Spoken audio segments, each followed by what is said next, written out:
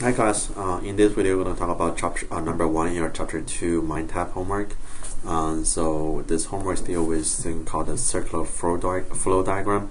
Now the circular flow diagram is a very important part of chapter 2, so make sure you understand it.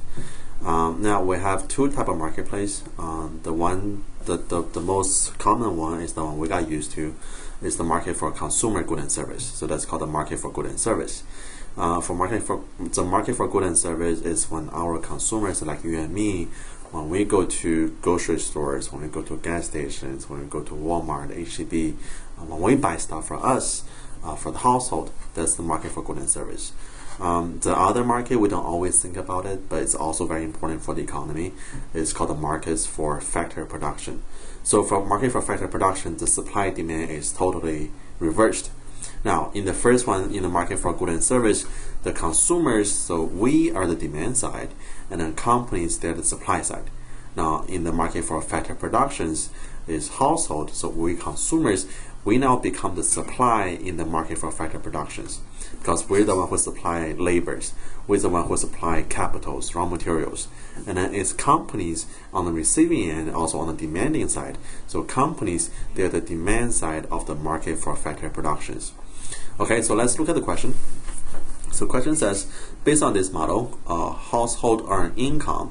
Now, we earn income every time we're getting paid for our service. So obviously, this is not your market for good and service anymore. This will be the market for factory productions. So for example, labor. So we earn income when we provide our labor service for companies.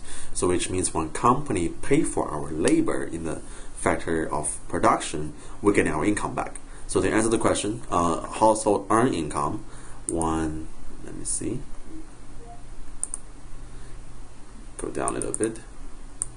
So household earn income when firms purchase resource in the resource market. Okay.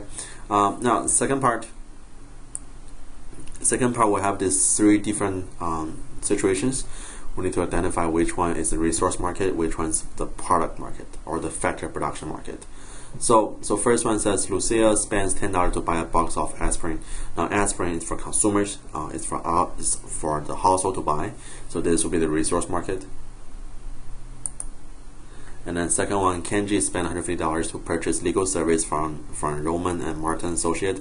Now again, this even is a law firm. Even though it's a law firm, but they provide service for household, for consumers.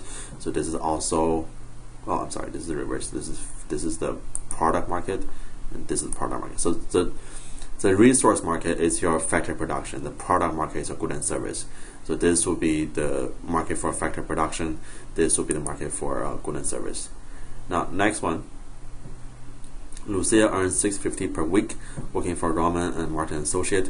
Now again, Lucia is an employee for the company. She's providing the company with her labor. So this is the factory production. So this will be the resource market.